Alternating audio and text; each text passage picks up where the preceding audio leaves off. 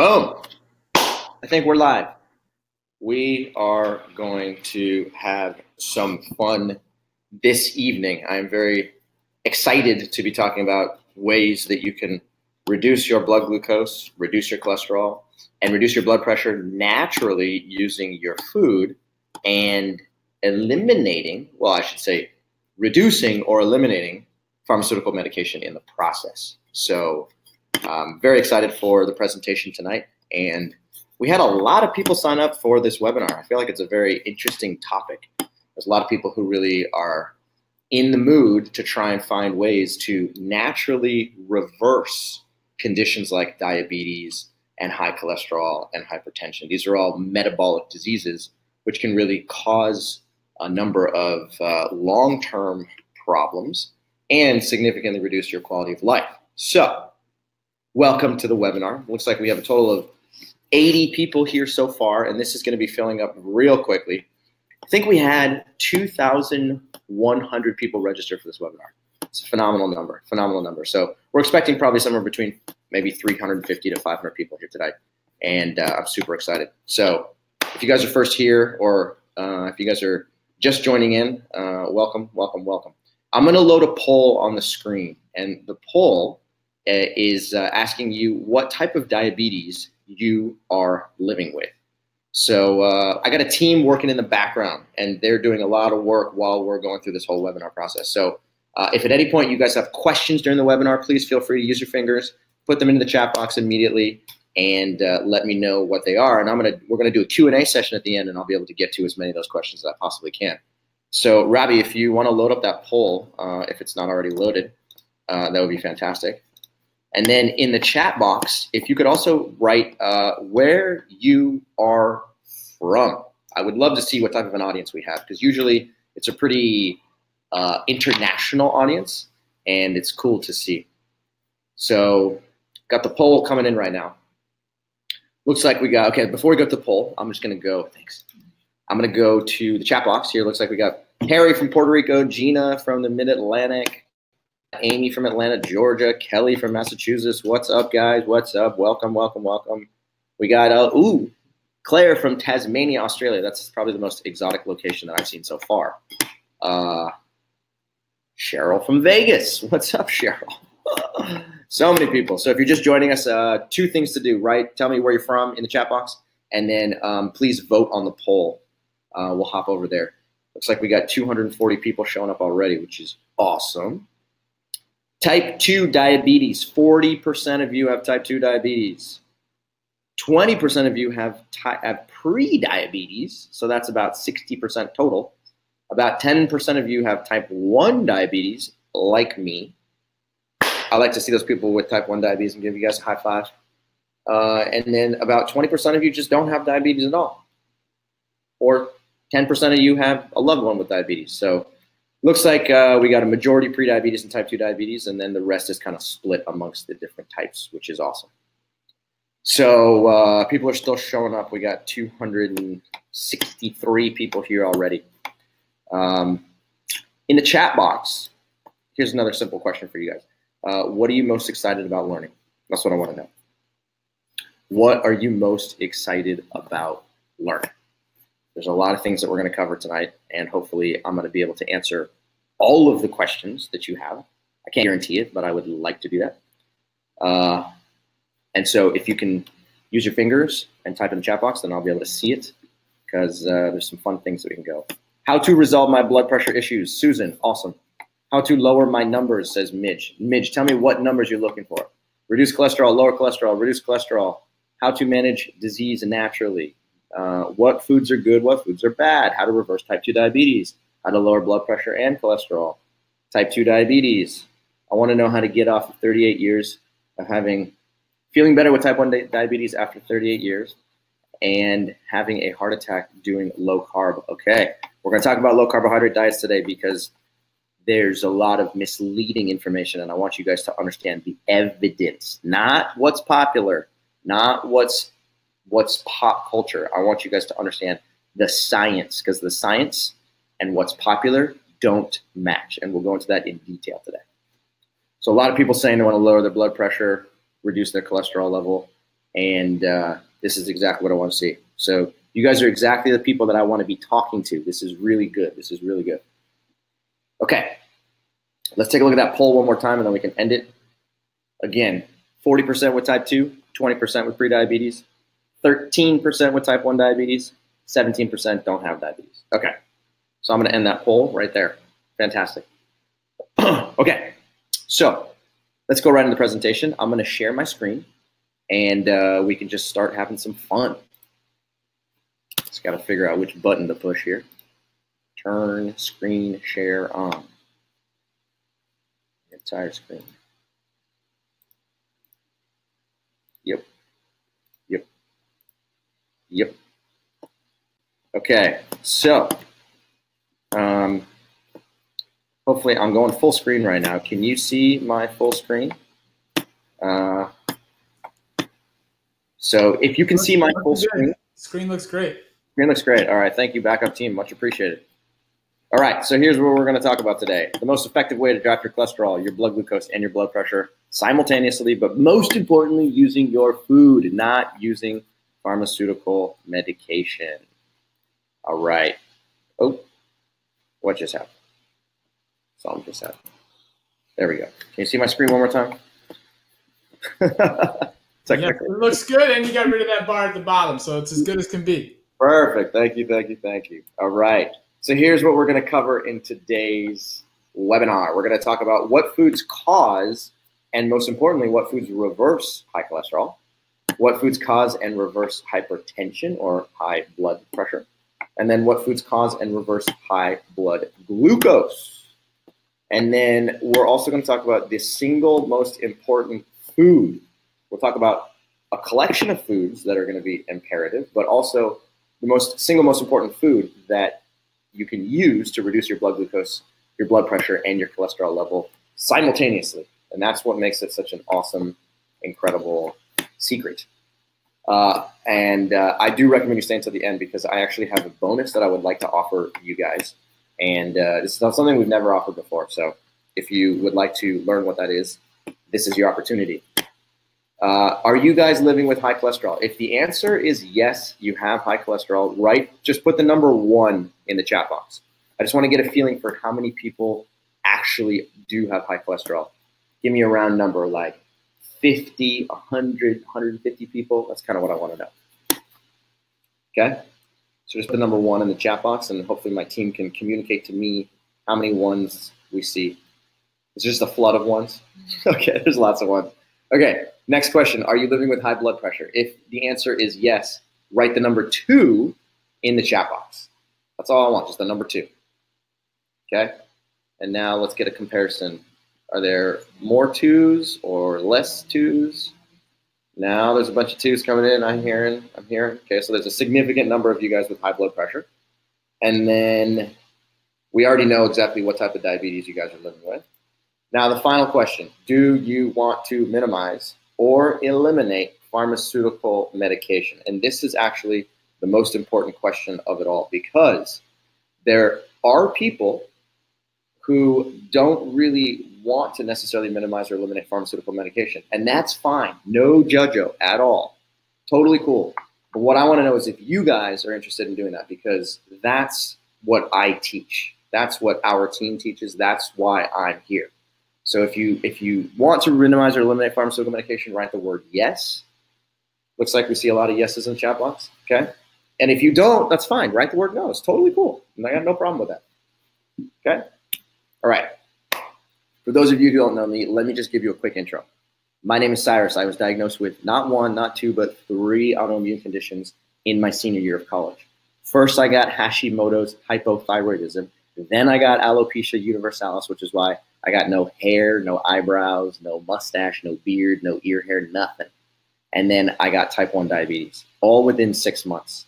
It was a really frustrating time. I was a senior at Stanford University. I was just trying to graduate, move on with my life, and then boom, 1, 2, 3 within 6 months. My doctors told me to eat a low carbohydrate diet because they said, hey, this is the only thing you can do living with type 1 diabetes. And if you eat a carbohydrate-rich diet, your blood glucose is going to be uncontrollable. So I said, cool, I'm going to eat the foods I love. More cheese, more butter, more eggs, more bacon, more meat, more chicken, more fish, more dairy, you name it. I ate that food and I loved it. I loved every minute of it. Here's the problem. Even though I was adhering to a low-ish carbohydrate diet, my blood glucose was all over the place. It was my blood glucose meter became this random number generator. It didn't really matter what time of the day, what day of the week. I would just check my blood glucose and I'd look at the result, and it was some number that I just could not predict. Sometimes it was low, sometimes it was high, but there was no pattern, and it was frustrating. At the same time, my exercising and using my body just became really challenging, and that's hard for me because I love to use my body. I love it. So after about a year, I said, screw it. I'm going to move to a different diet. I'm going to try something different. And at the time, every avenue that I opened up said plant-based diet, plant-based diet, plant-based diet. So I said, cool, I'll try a plant-based diet. So I started eating foods like you see on the screen, and I did it under the guidance of a nutrition guru who walked me through the process, held my hand, and showed me exactly how to construct my meals. So my carbohydrate intake went way up. It started at like 100, 125 grams a day, and then it went all the way up to 600 in a short period of time. My fat intake also came down dramatically. So blue is carbohydrate. You see that is going up, and then red is fat, and that was going down. And I was expecting that my insulin use would go way up because, as you can see, my carbohydrate intake is going up. So one would predict eat more carbohydrate, need more insulin, but nope, the exact opposite happened, and my insulin use came down. And this was very interesting to me because I was eating more carbohydrate in blue for less insulin in orange. So at that point, I said, wait a minute, looks like my insulin and fat trends are pretty similar to each other. I wonder if there's a connection. So in order to figure that out, I went to UC Berkeley, and I got into a PhD program there, and I studied insulin resistance for 5 years at UC Berkeley. While I was there, I read 3,000 plus scientific papers, and I wrote a thesis on the causes and the effects of insulin resistance. And a lot of what I'm going to be sharing with you today is what I learned in my PhD and what we've been applying to help thousands of people around the world transform their health from the inside out. So this is me. I reduced my total insulin use by 40% in a short period of time. I eat sometimes as much as 600 to 700 grams of carbohydrate per day. I inject about 25 units of insulin per day, and my A1C values, which is this 3-month blood glucose average, is in the non-diabetic range of 5.4 to 5.7. So when I show up at the doctor's office and they take a look at my blood work, they go, oh, that's pretty interesting. How are you doing this? All right. And that's where it gets real fun. So that's me in a nutshell. I'd love to sit down and learn about every single one of you guys, but trying to go through 300 stories might take a little while. So here's the question. What foods cause and what foods reverse high cholesterol and hypertension? That's what we're going to try and go into right now. Okay? Now, when we're talking about cardiovascular disease, because I'll be using this term over and over and over again, cardiovascular disease just refers to many different conditions, including hypertension, including high cholesterol, including coronary artery disease. That's the blockage of arteries directly inside of your heart tissue, as well as atherosclerosis, which is the hardening of blood vessels all throughout your body. Now, it turns out that when you eat a diet that's high in fat and high in protein, what ends up happening over the course of time is that these blood vessels all throughout your body, whether they're in your heart or in your brain or in your pancreas or in your muscle tissue, they start to become what's called occluded. So this occlusion that you see right here that I'm kind of moving my mouse around is a collection of oxidized cholesterol that builds up over the course of time. So when you eat foods that are high in fat and high in protein that come mainly from animal parts, or from animal foods, I should say, over the course of time, those fatty acids and cholesterol end up accumulating, and the blood vessels, regardless of which tissue they're in, end up experiencing insults and damage over the course of time. So these occlusions start to build up, and as you can see, the cross-sectional diameter of this blood vessel starts to get smaller and smaller and smaller. So it starts out quite big, and then it gets smaller and smaller, and then by the time a couple of years has passed, now all of a sudden blood vessel diameter is much smaller, and therefore the pressure inside of this blood vessel goes up. So this process of hardening of the vessels is called atherosclerosis. And then when the blood vessel pressure increases, that's called hypertension. Now the question is, well, what foods are actually causing that? So the first food that causes hypertension and high cholesterol simultaneously is red meat. And just so you guys know, all the information that I'm presenting today comes from evidence, and I'm happy to share all the references with you, no problem. Okay, this is not just my opinion. This is actually what the science shows. Number 1, red meat. Number 2, chicken, white meat. Number 3, dairy products. Number 4, salt. Okay, now let me be clear. Salt does not cause high cholesterol. I'm just realizing this right now. However, all 4 of these foods cause hypertension, and 3 of the 4 of these cause high cholesterol. Okay. Now, it turns out that when you eat these foods that you see on the screen here, your blood pressure can increase in a very short period of time. I'm talking within an hour to 2 hours after eating one meal. Your cholesterol does the exact same thing. Now, here's a question for you guys. Let's go into the chat box. I want you guys to answer this single question right here, which is, what is the #1 source of refined salt in the diets of people aged 20 to 50 in the United States? Okay, what is the #1 source of refined salt in the diets of adults in the United States? Well, let's see what the chat box has here. Go ahead. Processed foods, meat, chicken, bread, dairy products, processed foods, more cheese, standard American diet. Okay, I'm looking for one food in particular. One food. Fast food, bread. Saw cheese again. Canned foods. Processed meats, processed cheese. Keep them coming, keep them coming. I want to hear more. Frozen meals, cheese, soda, chicken, cheese. Okay, give me one more. Any potato chips? Any of those? No? Burger fries. Burgers and fries. Okay. So it looks like we got a wide array of answers, okay? I think 3 people, if not maybe a little bit more, got the answer right. And the answer is, drum roll. Boom. There it is. Chicken. Can you believe that the #1 source of refined salt in the diets of adults aged 20 to 50 in the United States is chicken? How is that even possible? How is that even possible, okay? The reason it's possible is because when you go to the grocery store, when you buy chicken, the chicken actually has been injected with salt water. Now, food manufacturers do this because, #1, it makes the chicken weigh more, therefore you're going to pay more money when you go to the grocery store. And #2, it helps give the meat a better flavor when you do eventually go and cook it. So it's tasty, you're going to buy it again, and it weighs a little bit more, so that the chicken manufacturers are going to make some money. So if you have been eating chicken thinking that chicken's good because it's a white meat, or that chicken is a better alternative than red meat, it turns out it's actually not. In fact, many people believe that chicken's actually worse than red meat. So now here's another question. If I'm telling you all these foods are causing hypertension and high cholesterol, what foods actually do the opposite? Okay, how do you reverse hypertension? How do you lower your cholesterol? In order to answer that question, we're going to go backwards in time. We're going to go backwards to 1955. We're going to go meet a guy named Dr. Walter Kempner. He was at Duke University. This guy was an absolute genius. Dr. Kempner invented this thing called the rice fruit diet.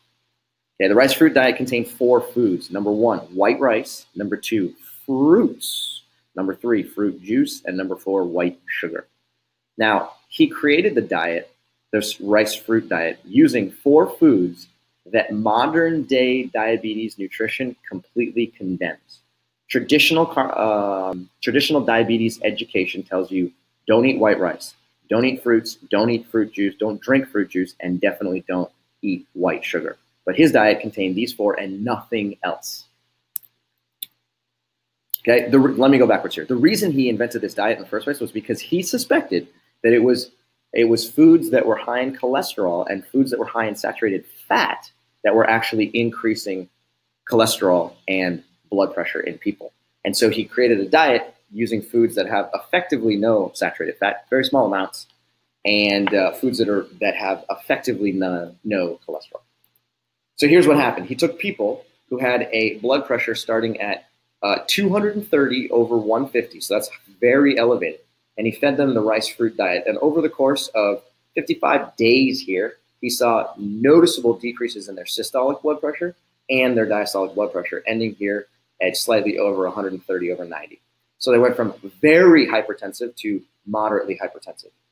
Same thing, someone starting out in the high 200 over 130, coming down to 120 over 90.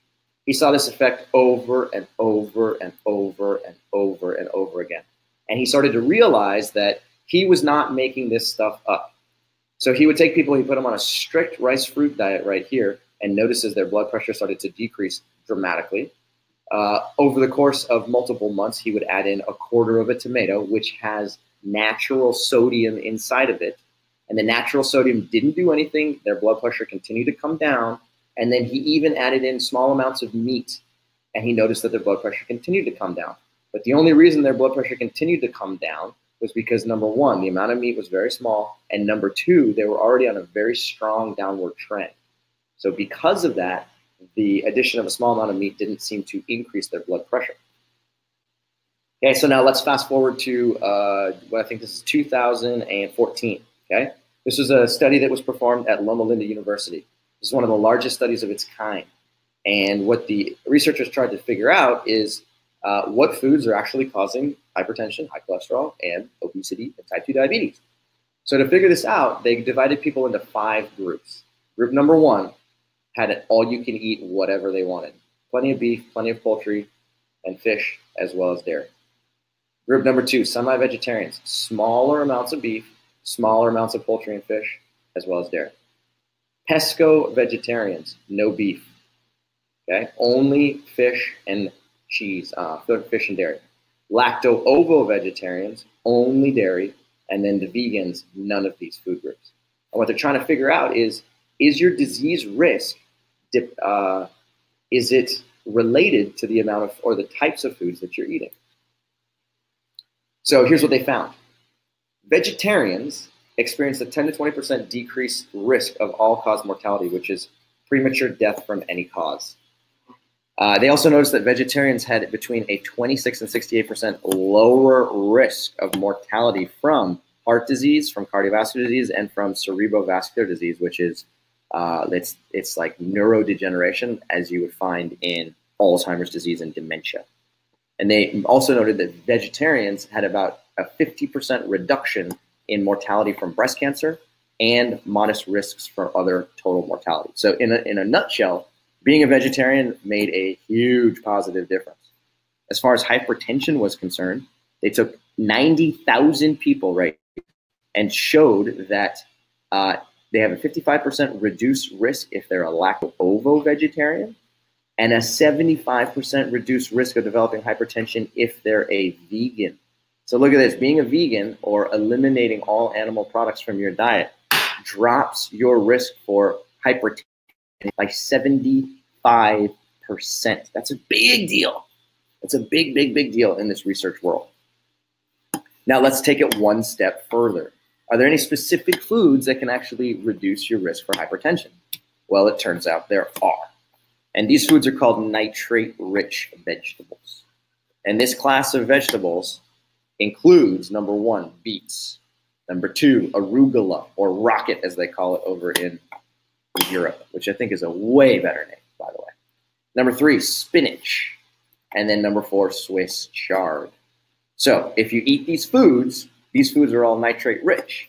And these nitrate compounds, they go into your bloodstream and through a whole series of complex reactions turn into nitric oxide. And nitric oxide actually makes blood vessels increase in diameter and it relaxes the pressure. So if these foods are not in your diet right now, you can simply integrate them and your blood pressure will drop. All you got to do is eat between 4 and 8 nitrate units per day. Okay. Now a nitrate unit is basically, think of it as like a handful. Okay. Eat at least 3 to 4 handfuls of these leaves or a giant beet per day and watch as your blood pressure comes down. Now, Here's another really interesting study that I thought was phenomenal. Okay, researchers took people and they divided them into 3 groups. Group number 1, people who were raw vegans. Okay, so these are individuals who are eating a raw vegan diet similar to what I have been doing for the past 16 years. Okay, they're in their 50s. They've been eating a raw vegan diet for a minimum of 2 years, and effectively because they're vegan, they're eating no animal products. They're not cooking their food, and there's nothing processed. It's a group number 2, 53-year-old age-matched runners who are running 48 miles per week. 48 miles per week. That's a lot of miles. That's almost 7 miles a day, okay? And here's the best part. They were doing this for 21 years. Okay, so we're talking about not just runners, not just people who like to run. We're talking about highly competitive, very, very high-performing athletes. And they were eating the standard American diet. And then group number 3, these are people who are sedentary, age-matched. They're not obese. They're just kind of sedentary and eating the standard American diet. So the question is, of these 3 groups, who had the worst health and who had the best health? I don't need to be the first person to tell you that this group is going to have the worst health because they're sedentary and they're eating the standard American diet. Fine. The question is, between these 2 groups, are the raw vegans going to have a better cardiovascular profile, or are the runners going to have a better cardiovascular profile? Well, let's take a look. Okay, I'm going to skip this slide here. Here we go. I'm going to get you right to the punchline. If you take a look at the total cholesterol of the vegans was lower than it was for the runner group. So even though these guys were running almost 50 miles a week, the vegans had better total cholesterol. The vegans also had better LDL cholesterol, less LDL cholesterol than the runners, and they had lower triglycerides. So how's this possible? This means here that individuals who are just eating a vegan diet that is not processed, that has no animal products, right there gives you better cardiovascular health than if you were running 50 miles a week for 21 years. That's a big deal, huge deal. Okay, so the question then becomes, well, how can you become heart disease proof? What does that even mean? Statistically speaking, if you can achieve these numbers right here, total cholesterol less than 150, triglycerides less than 150, LDL less than 100, and your HDL cholesterol actually doesn't matter if these 3 are in line. If you can achieve these 3 numbers, then statistically speaking, your risk for heart disease goes as close to 0 as possible. So what I want to know in the chat box is, are you heart disease proof? Okay. If you are heart disease proof and your total cholesterol, your triglycerides, and your LDL are below these numbers, write the word yes. If the answer is no, that's okay. It's not a problem at all. Just write the word no. I want to see what types of answers we're getting. So we're getting a couple of yeses, some more no's, a couple of yeses. I see a yes again, mostly no. Okay. Okay, so these are think of these numbers as like targets. These are numbers that we're going to try and aim for at using your food as medicine and significantly improving your risk for the development of hypertension and type 2 diabetes at the same time. So Jason's a perfect example. He came to us he has type 1 diabetes like myself. He started eating a whole food plant-based diet like we've described. He increased his carbohydrate intake dramatically. He ended up losing weight without even trying. And look at his LDL cholesterol. His LDL started at 285 and it came down below 100. And this happened in a very short period of time. I think this took him 4 months. Okay, so these dramatic turnarounds happen in a very short period of time. Now, when it comes to high blood glucose, let's take a look and see what's happening here. Okay, in the same way that high fat and high protein foods cause hypertension, high cholesterol, they also do the same thing for diabetes, and they cause a condition known as insulin resistance, which I alluded to earlier. So insulin resistance is effectively the storage of fatty acids inside of your liver and inside of your muscle beyond what they're capable of. So you can see here, when you eat high protein, high fat foods, you end up with a lot of yellow and a little bit of blue in both your liver and your muscle. So when you eat foods that are, red meat, white meat, fish, dairy products, and eggs, that's what ends up happening. So foods that are high in fat and high in protein actually set the stage for insulin resistance.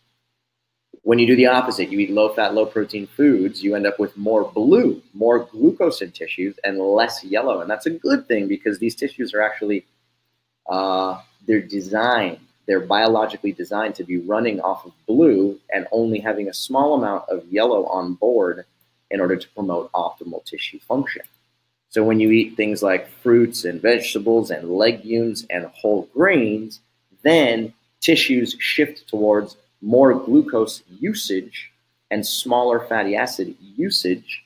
And as a result of that, you gain insulin sensitivity. So foods that are low in fat and foods that are low in protein are actually going to dramatically improve your cardiovascular health and your type 2 diabetes risk at the same time. So just as a comparison, insulin-sensitive tissues have more blue than they do yellow, and insulin-resistant tissues have more yellow than they do blue. We want this one on the left-hand side because this is going to significantly drop your risk for a number of chronic diseases, and it's going to be giving you the best chance of reversing type 2 diabetes and prediabetes.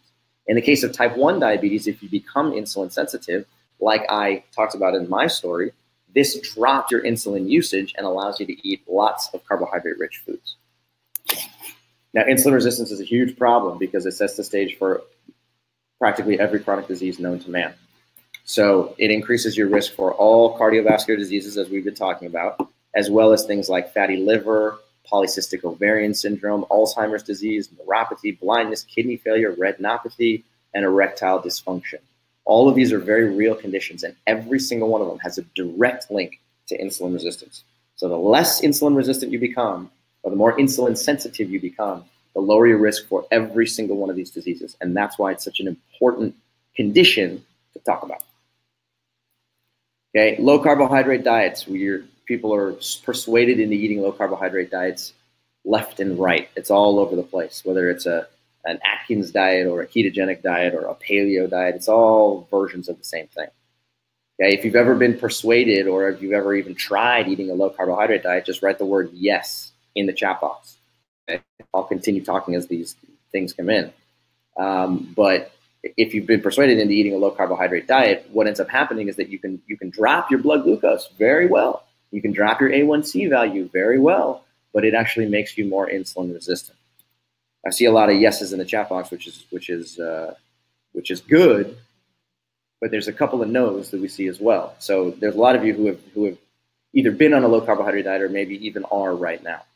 So a lot of ketogenic dieters and low carbohydrate dieters will tell you the same thing. They'll say, look, my A1C is super low. It's in the non-diabetic range. I'm cool. Don't worry about me.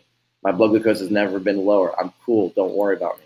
My blood glucose is between 80 and 90 all day long. I'm cool. Don't worry about me. Okay. Look, my blood glucose before I was on a ketogenic diet was like this roller coaster, similar to what I used to experience. And now I eat a ketogenic diet, boom, flatline. Prove to me that something's wrong. Okay. And this is true. People on a ketogenic diet, they're not lying at all. Like they're reporting exactly what they see, and this is exactly what they see. Okay. The problem is that they are very insulin resistant, but they don't know because they're not measuring it. Now, when you become insulin resistant, just like we talked about earlier, you end up increasing your risk for a number of heart disease, a number of conditions that will increase your risk for cardiovascular disease.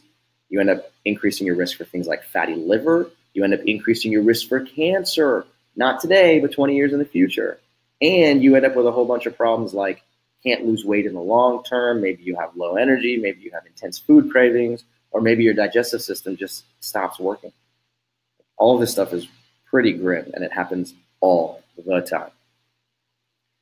So there's one food, I told you at the very beginning that there's one food in particular that I wanted to talk to you about, which is really, really, really effective at not only lowering your blood pressure, not only lowering your cholesterol, but also lowering your blood glucose. And this stuff is called Umla, which I'm sure some of you have heard about Umla before because I've talked about it before. It's, you can find information about it on the internet. But in case you haven't heard about it, let me go into a little bit of detail here because this stuff is truly wonderful. This right here is the Umla berry. This berry is not actually this big in real life. It's the size of a grape. And it comes off of a bush that's grown mainly in India. It's native to India. Now, AMLA is the world's most powerful whole food antioxidant. What that means is that there is no single food that's eaten as a whole food that has a higher antioxidant value than this. Not blueberries, not walnuts, not pomegranate, not green tea, not chocolate, not red wine, nothing. Not acai berries. AMLA is the king. Number two, it's the most widely prescribed food in all of Ayurvedic medicine, which is a very ancient form of medicine that's been around for more than 2,000 years. Number three, scientific studies show that AMLA is the single most powerful cholesterol-reducing food ever discovered by humans. Number three, scientific studies also show that AMLA reduces triglycerides. And number five, scientific studies also show that AMLA reduces blood glucose, and it does so more effectively than pharmaceutical medication. All right, so how do I know that this is true? Study after study after study show it. As far as LDL cholesterol is concerned, you take patients who have an elevated LDL cholesterol, you put them on AMLA for 21 days. Their LDL cholesterol goes down and down and down. You start in the, let's call it 100 to 120 range, and you end up with LDLs that are as much as cut in half. Okay, it doesn't happen on every single situation. As you can see, this one individual started with a 122, ends up at a 119. Okay, but for the rest of the people, LDL cholesterol got cut dramatically. Next one, HDL cholesterol. It takes your HDL cholesterol and it increases it. And this is a big deal because HDL cholesterol is also is the quote unquote good cholesterol that's very important. Number three, triglyceride values start in the high 200s and they come down into the 130s, 140s. And again, two people didn't necessarily change here, but that's okay. Okay, now when it comes to statin medication, statins are the most widely prescribed medication for cholesterol reduction. So you go to your doctor, say, hey doc, I got high cholesterol. They do a test. They say, okay, great, here's your option. Here's your statin medication.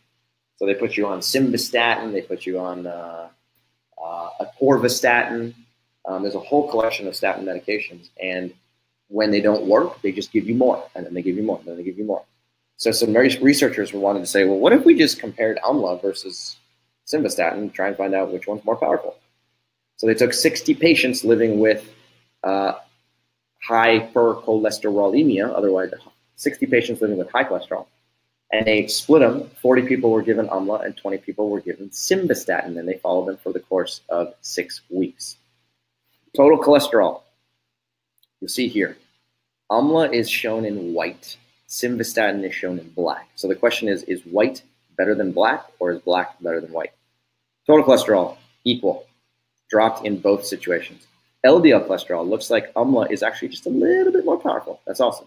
HDL went up on both. Simvastatin just a little bit more. VLDL and triglycerides looks like simvastatin won. So overall, we got less total cholesterol, less LDL cholesterol, and more HDL cholesterol. And that's a really good thing. Now, when it comes to pharmaceutical medication, the question is, which one's more effective? Okay. Well, we got to also take into account one more thing, which is that statin medications, even though they are effective at reducing your total cholesterol, they have a laundry list of side effects, including, but not limited to, hemorrhagic stroke. This is a deadly stroke. Peripheral neuropathy, lightning bolts in your fingertips and in your legs and in your toes. Cognitive impairment, like I talked about earlier. This is difficulty thinking, increased risk for Alzheimer's disease, increased risk for dementia. Not good stuff. Increased risk for cancer in some people, especially breast cancer and erectile dysfunction. And in addition, we see things like nausea, abdominal pain, diarrhea, a whole collection of side effects that you don't want, I don't want, nobody wants these. Okay, and more importantly, large-scale evidence has actually shown that statins increase your risk for type 2 diabetes. It doesn't make any sense. Think about it. You take a statin medication because you have high cholesterol, and then in the process, you increase your risk for diabetes.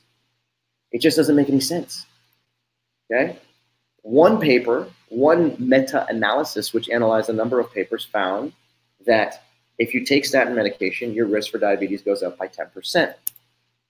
Another meta-analysis analyzing lots and lots and lots of data, showed that if you take statins, you increase your risk for diabetes by 12%.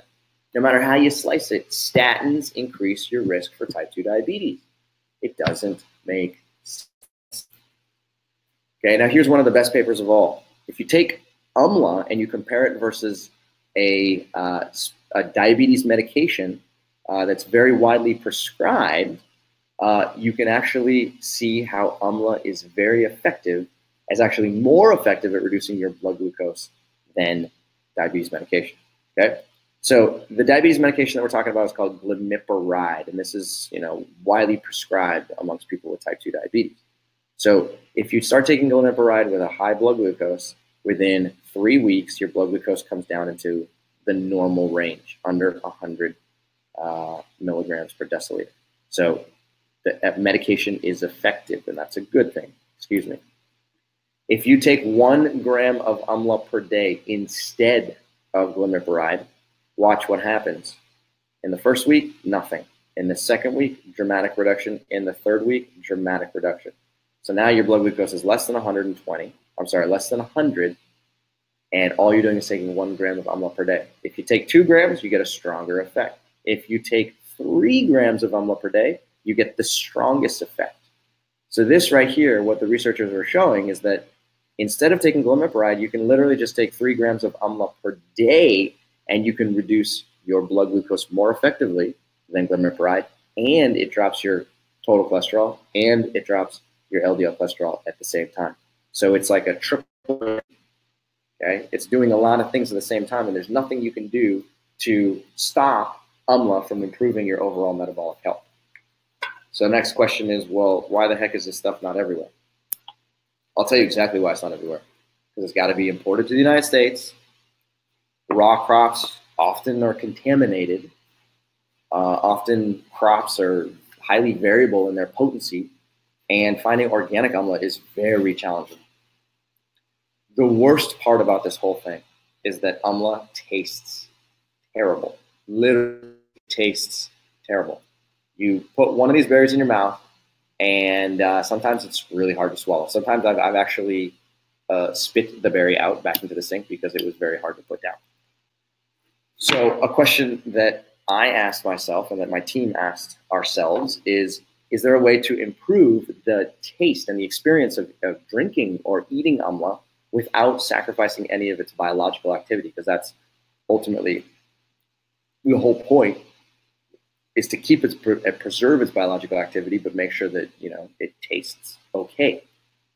So we created this stuff called Umla Green, and the way that we did it was we first found high quality Umla. Okay, so we went and we searched in many locations for this green berry, and we made sure that it was 100% organic, non-GMO, culinary grade, free of lead, free of fungus, free of microbes, and highly concentrated. So we found this stuff, and we were able to get our hands on it very easily, or not very easily. Number 2, I went to try and combine it with every possible thing I could find. I was combining it with spices. I was combining it with different types of tea. I was combining it with different liquids, trying to rack my brain. How can we make this stuff taste better? And it turns out I found something that's really effective. Number 3, we combined oolong dark green tea, which is this one shown right here. You take this oolong dark green tea and you combine it with Umla, and you turn it into a tea. So that's what we did, and we created this stuff called Umla Green. Now it's called Umla Green because it's Umla mixed with green tea, and it's a very highly concentrated tea powder, which means you take Umla, you take green tea, and you grind them up into a powder. You take the powder and you add it to water, and now you have yourself a very tasty and very effective, highly effective version of Umla that's actually tasty and easy to put down.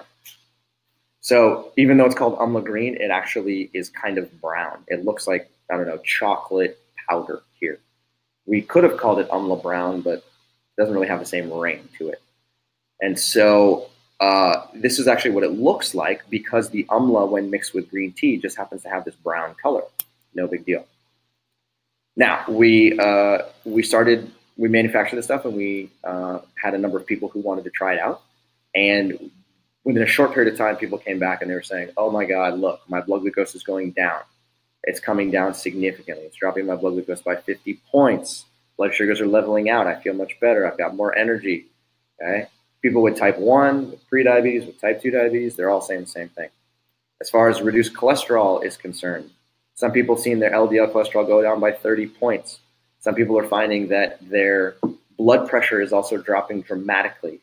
Okay. Some people are finding that after using this for 3 months, that their cholesterol lipid panel is completely different than it was at the very beginning.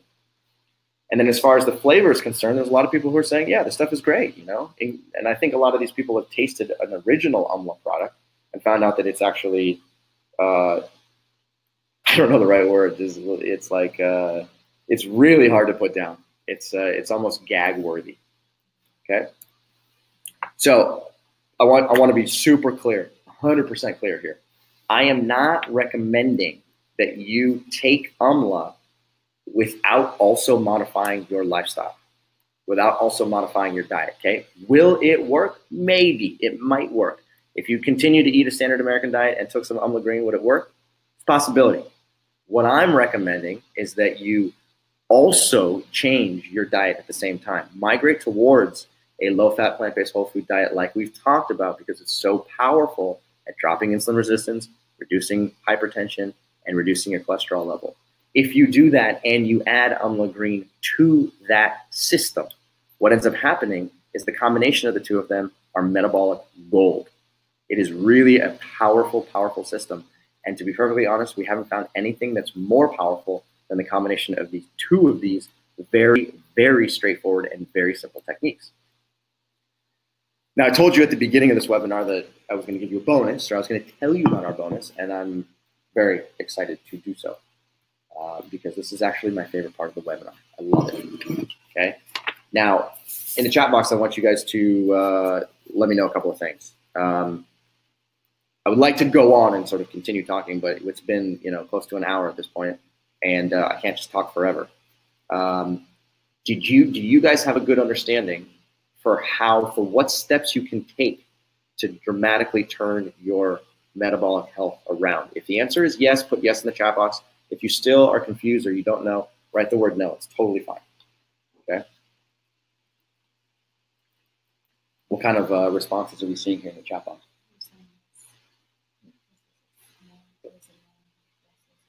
Okay, we're seeing lots of yeses and a couple of no's. No problem.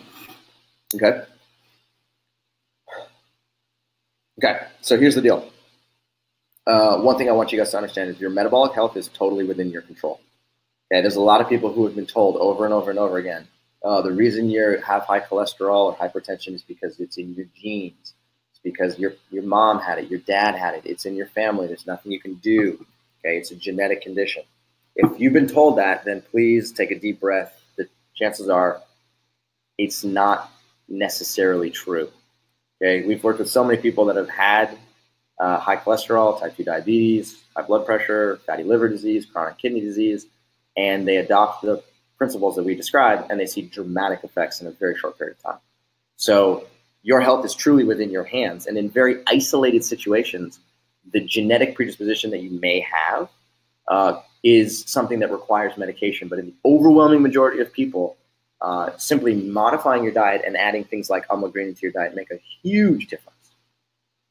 Okay, so the offer or the bonus for today is actually super cool. Okay. What I recommend doing is purchasing 3 90-serving bottles. So a 90-serving bottle is enough to last you for 3 months. So if you were to buy 3 of these 90-serving bottles, we're going to give you a 4th bottle absolutely free. So you end up saving almost $50. Now, the beauty of this system is that there's a lot of people who come to us and they say, I struggle with consistency. I struggle with making changes and keeping those changes going for a long period of time. And we've sat down and thought long and hard about this whole problem. And one of the reasons why people struggle with consistency is literally because they don't have enough stuff on hand. They don't have enough low-fat, plant-based whole foods in their house. They don't have enough beans in their cupboard. They don't have enough Umla Green in their fridge. They don't have enough in their house.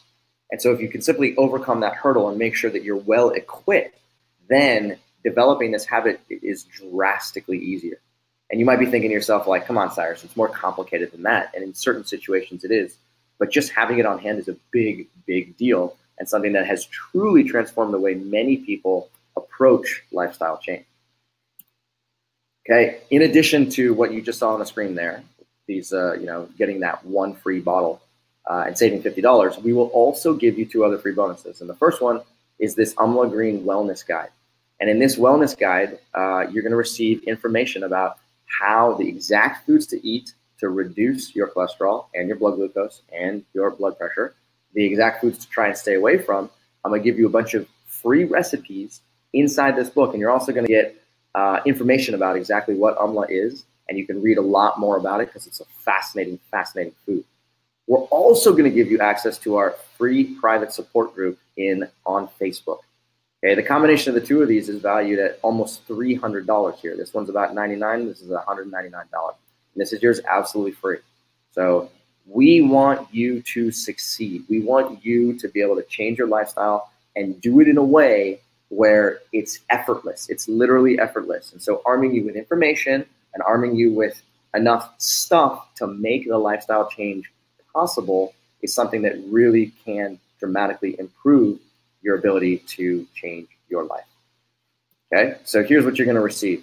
You get a 1-year supply of Amla Green, okay, which normally costs $199. We're going to drop that and give you $50 off, so it's $149 right there. You get the Amla Green Wellness Guide for free, which is a $99 value. You get free access to our private Facebook group, which again is a $200 value. So the total value of what I'm offering you today is $497.80, but it's yours for $149.85. So it's a dramatic savings, and this is something that's not going to last for a very long time.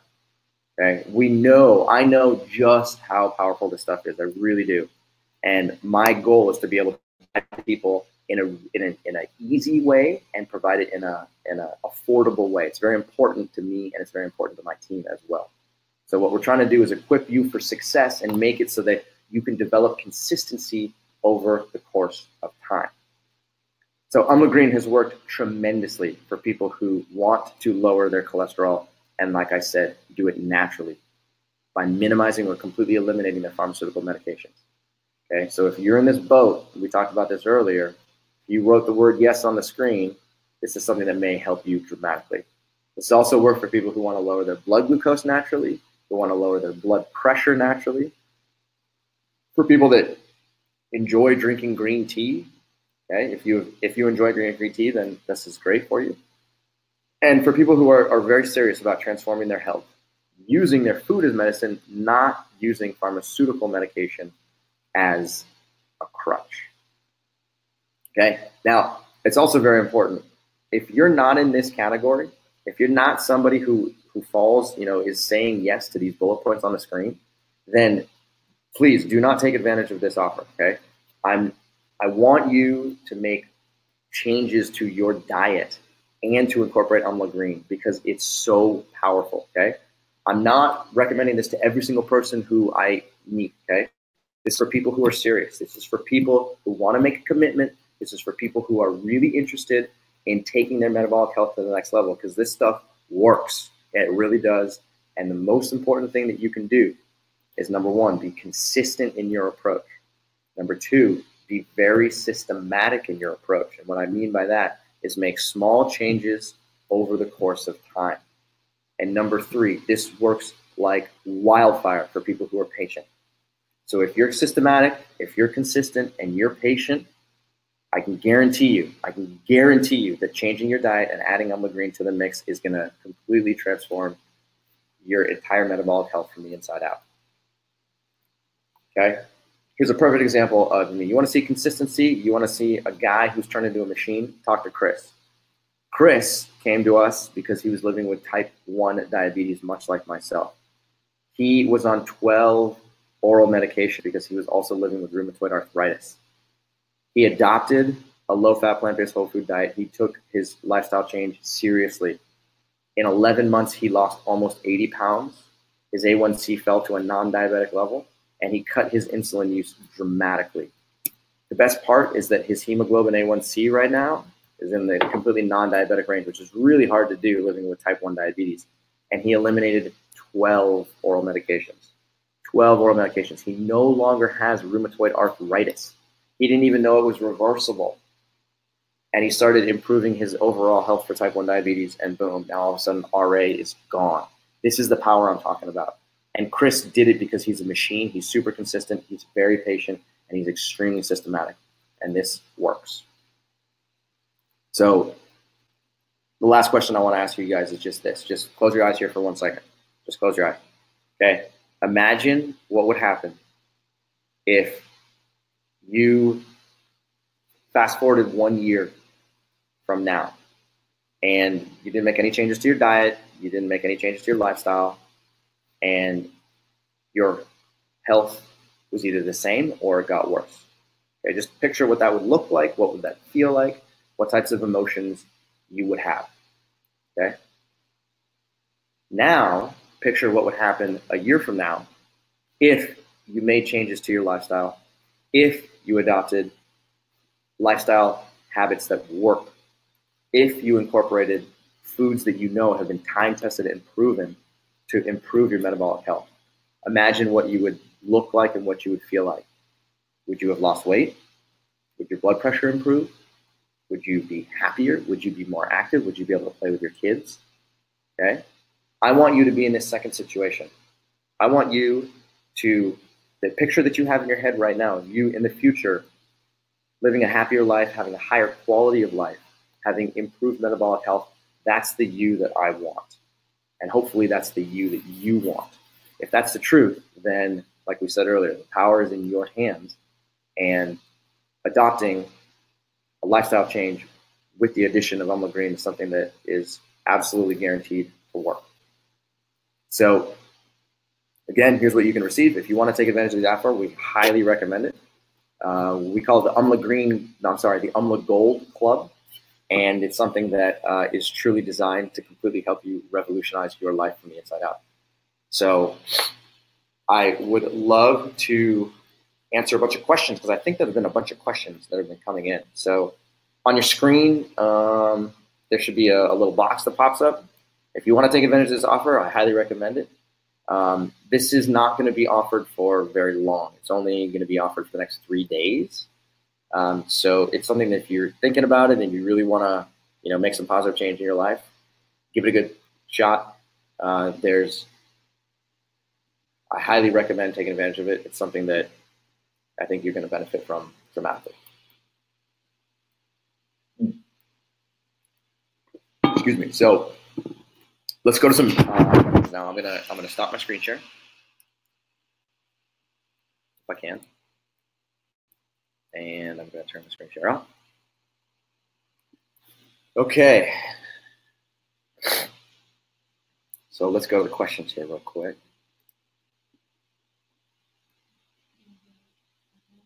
Yeah. Got it. Okay. So here's the first question.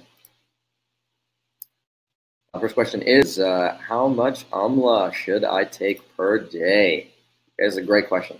So like I showed you previously in the slides, people who use 3 grams of Umla per day experience the best improvements in their blood glucose.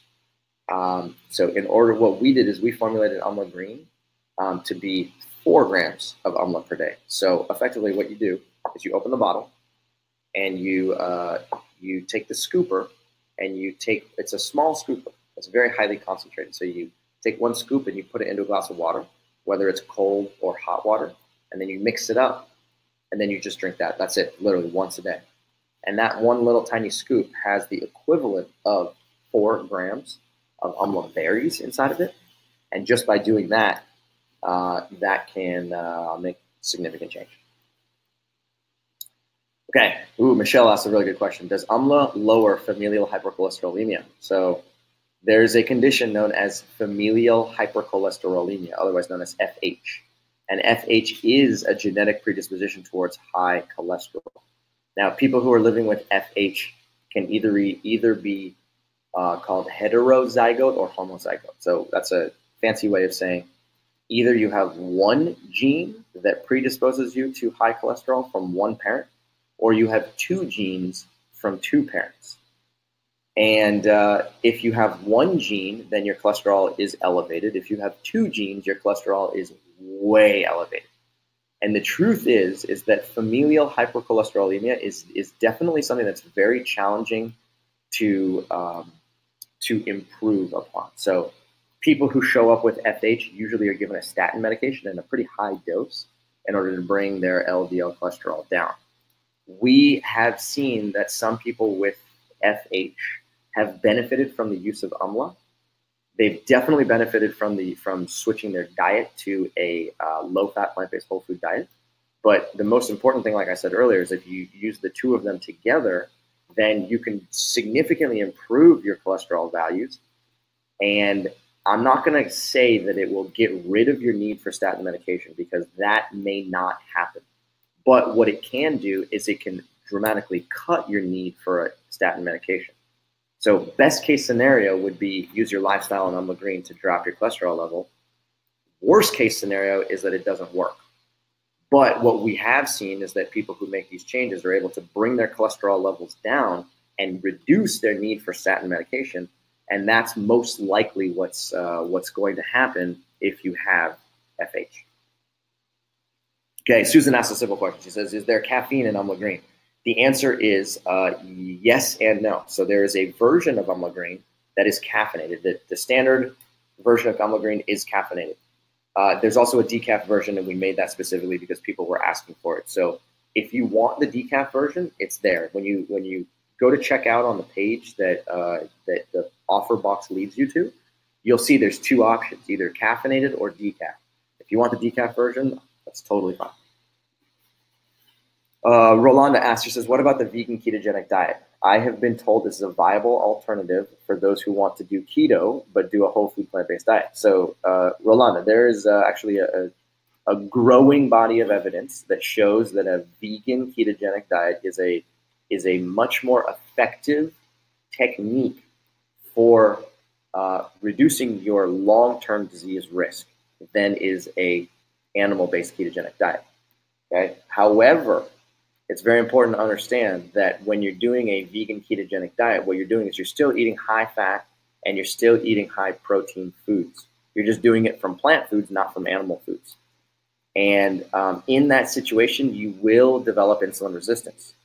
And developing insulin resistance, like I showed earlier, is not a smart strategy into the long term, because it increases your risk for a number of other chronic diseases. So what I would recommend if I were in your position is to switch to a low-fat plant-based whole food diet, because that's been shown over and over to be the most effective technique.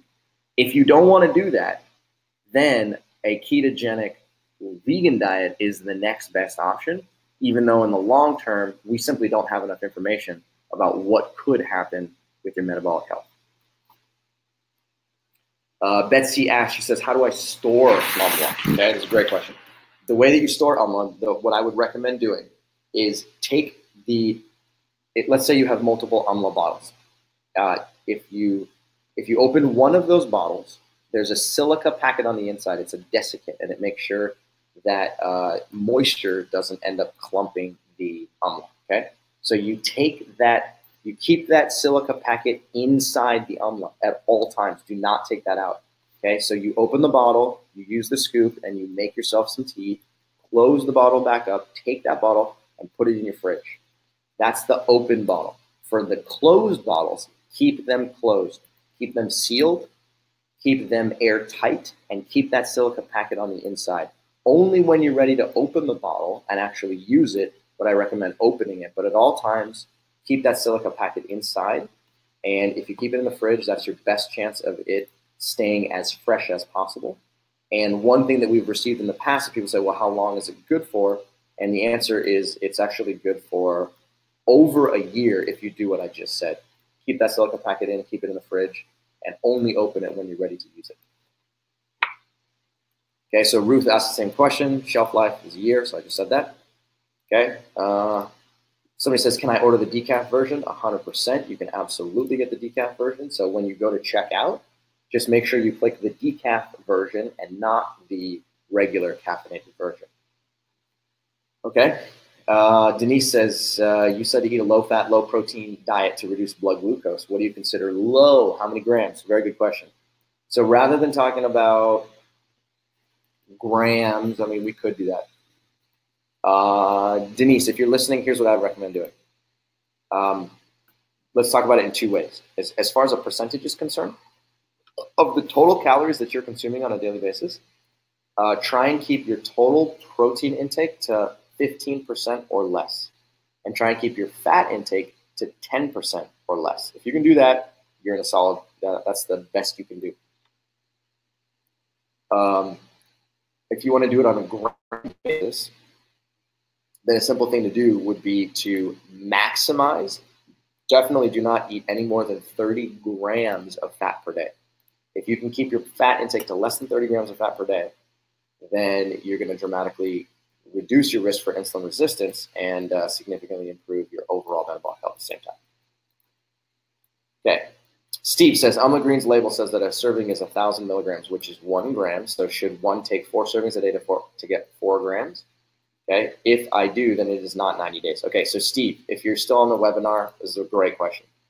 Like I said earlier, what we're doing, Amla Green is formulated using a highly concentrated version of Amla. So even though the amount in the scooper is 1,000 milligrams, it is the equivalent of 20x that. So the simplest way to think about this is that one scoop is the equivalent of 4 grams of Amla berry. So if you took 1 scoop out of the bottle and you put it into a glass of water, that would give you 4 grams of Amla berries per day. And like I showed you in the research, 3 grams of Amla berries is enough to drop your blood glucose more effectively than glimepiride. So we specifically formulated it so that 1 scoop is all that's necessary per day. If you choose to take more than 1 scoop per day, that's fine. But like you recommended, your bottle is going to go a lot quicker. So hopefully that answers your question. 1 scoop is all you need. Okay. If you take Amla Green and get your blood glucose to normal but continue to take it, will it go low? Great question. The answer is no.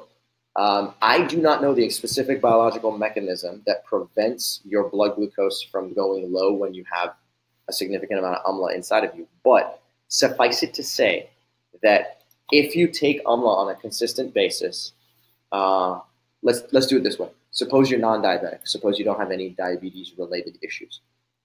And you start taking Amla. Does that mean your blood glucose is going to go low? Okay, the answer is no. And the reason is because your liver and your pancreas are constantly communicating with each other every second of every day. And if your blood glucose started to drop even a little bit, your liver would kick out just a little bit of glucose to bring your blood glucose right back up. And so what's happening is that there's constant monitoring between the two of these tissues. And as a result of that, your blood glucose stays nice and flat. Okay, so there are many redundant mechanisms built into you as a human being that prevent your blood glucose from going low. And Amla is not likely to cause your blood glucose to go low. In fact, I've never heard of that happening. And the only reason, a much more likely reason why that would happen is because you're using too much insulin or you're using too much oral medication and haven't necessarily cut back on that aggressively enough. So one thing that does happen a lot of the times is when you start using Amla, if you find that your blood glucose is dropping, I highly recommend going to your doctor and saying, hey, doc, is it possible that you could help me reduce my medication use? And by doing so, that can help you prevent against developing hypoglycemia or low blood glucose. Okay. There's actually a couple of things that I wanted to address here as well, because I know there's probably a lot of you thinking, you know, well, it's like, this is a big commitment, you know, like it's a year's worth of Amla. Like, what if I don't like this stuff? What if it doesn't work, right? I want you to understand a couple of things. Number one, if you truly don't like Amla and you don't want it, within the first 30 days, just send it back to us. It's fine. We'll give you your money back, okay? I want you to like this. I want you to love it. I want it to become a new habit that you look forward to. The last thing I would want is for you to purchase Amla and then be frustrated with it and then not use it and then get annoyed. So if you're truly in that situation, try it out. Use it for the first 30 days. And if you really don't like it, then we'll take it right back, okay? I just want you guys to understand that. Okay? I truly do believe in this product. And number two, if you're feeling like this is too big of a commitment right now and you're not necessarily ready to make that commitment, the one other option that you will have when you when you visit this page is that you can buy one bottle and get one bottle 50% off. And if you do that, then it's a smaller commitment and you can still get the experience of using Umla Green. The two things that I will tell you about is that number one, if you choose to order Umla in the future, then you're going to have to pay for shipping on that second order. Okay, we give you free shipping on the first, but not on the second. And then secondarily, if you choose the buy one, get one 50% off option, it doesn't come with the bonuses. So you're not going to get that free bonus PDF, and you're also not going to get entrance into our Umla Gold Facebook group club. Okay, so it's totally fine if you want to use the buy one get one 50% off. No problem at all. Just know that you're not going to get those bonuses, and you're going to have to pay for the shipping on your next models. Okay. Peter asks, would Umla reduce stubborn visceral belly fat? So by itself, Peter, no. By itself, if you just added Umla to your existing diet and lifestyle, no. I would not expect that you're just going to magically lose fat. The way that you lose fat, the way that you can dramatically reduce your risk for obesity or just ways that you can lose weight, which literally thousands of people in our coaching program have done, is to reduce your total fat consumption, reduce your total protein consumption, and migrate to as many whole plant foods as possible. When you do that, weight literally just kind of goes away. It melts off of you. We like to think of weight loss as a convenient side effect. It's just something that happens, something that you can't really do much about, and it's just kind of fallen off of you. And we've helped thousands of people get from a overweight or obese, high BMI situation into a normal weight over the course of time. And like I said earlier, if you're patient, if you're systematic, and if you are in this for the long term, super consistent in your habits, then adopting a whole food plant-based diet can dramatically improve your ability to achieve an ideal body weight. Adding Umla into the situation is only going to help, but I don't want to mislead you and make you believe that if you just put Umla into your diet right now and didn't make any other changes that you would lose weight, because it's probably not going to happen. Okay, looks like we got a lot of questions answered here. Looks like, okay, I'm just going to go straight to the chat box here. If you guys got any more questions, please let me know, because there's still 247 of you guys in this room, which is awesome. So I would hope that you guys still have some questions. Like I said earlier, the reason I got in the world of nutrition in the first place is because I got frustrated myself, and I was just really annoyed with the fact that it was so hard to find credible scientific evidence that could truly help me out, because all I cared about was me at that time. All I wanted to do was make sure that my health improved. And by following credible research-based, evidence-based information, that's what enabled me to have the confidence to improve my overall health. I saw the changes very quickly, and it's now given me the confidence to be able to lead other people in the same direction. So our coaching program has transformed countless lives, and it's going to continue to do so over the course of time. And then when we added Umla into the mix and created Umla Green, we saw better and better and better and better and better stories, which is awesome. So I was very happy about that. So, if you're in a situation where you're tired, you're frustrated of getting misled over and over again, and you've purchased things that don't necessarily work, and, you're just frustrated with, the 31 flavors. Like today it's the ketogenic diet, and tomorrow it's the paleo diet, and the day after that it's the South Beach diet, and things are changing all the time. Most of what you see is marketing. And so what I don't want to do is provide more marketing to the situation. This is not about marketing. This is about evidence. This is about science. This is about what works.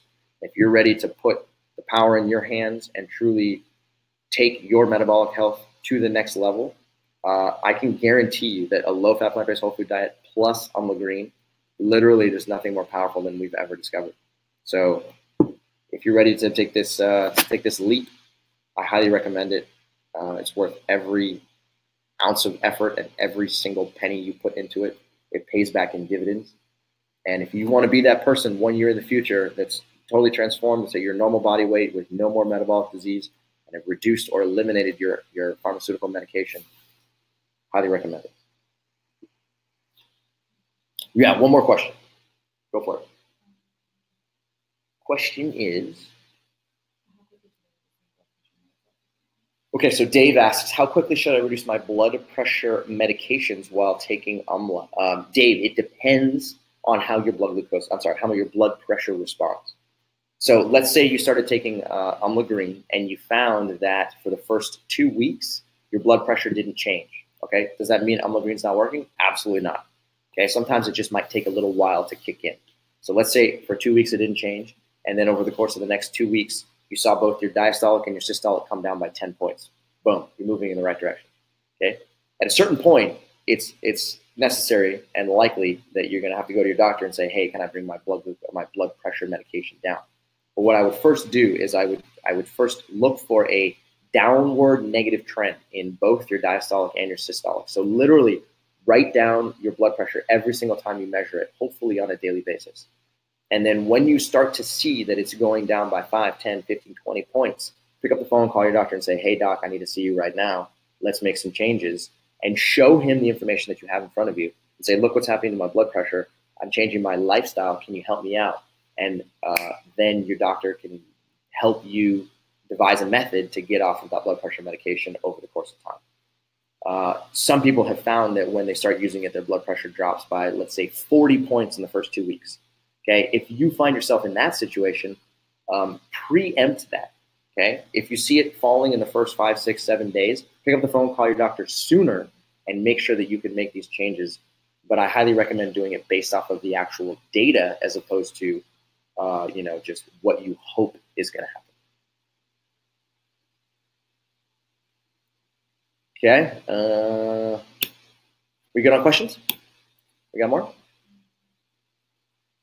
Okay, Marty says, where's the page to order the Amla? Marty, the answer is there should be a box on your screen, and you can click on that box, and you can it'll take you directly to the page. Another thing, too, is if you register for this webinar, you'll receive an email in your inbox in case you can't do it right now. Click on the link in your inbox. It'll take you to the page, and then you can order Amla if you're interested in it. Again, I'm not trying to put pressure on anybody in this room. If you don't want to try Amla, it's totally fine, no problem. But if you're ready to make change, this is something that I think can highly, significantly improve your metabolic health, no question. All right, looks like we're good. Okay, last question. Oh, Charlie, what's up, my man? Charlie from Pengrove, good buddy. He says, I noticed my Amla has hardened in the container. Should I just grind it up again? Okay, great. So Charlie, very good question. If your Amla has solidified, which it tends to do in either a superhuman environment or if it has that silica packet removed, what you can do is you can take that Amla and you can grind it up. So if you have a spice grinder as an example, take the Amla, break it up into chunks, put it in the spice grinder, and get it going again until it's back into a powder. That's probably the best way to go about it. You can also maybe put it through a coffee grinder if you want, but just make sure the coffee grinder is nice and clean to begin with. But if it's solidified into a cake, you can de-solidify it back into a powder. Once it's in powder form, seal it up, put a silica packet back in there, stick it back in the fridge, and it should be good to go. Okay. All right, why don't we end it? We'll end it here. You guys have been awesome. There's still 218 of you guys in the room. Absolutely love it. I love the enthusiasm. Thank you for participating. Thank you for your comments. Thank you for your questions. Super cool. Again, if you are interested in taking advantage of this offer, it's only going to last for the next 3 days. And we will hopefully see you inside the Facebook group. There's a lot of positive change to be made, and we're really looking forward to it. So have a great night, and we will catch you guys next time around. Have a good one.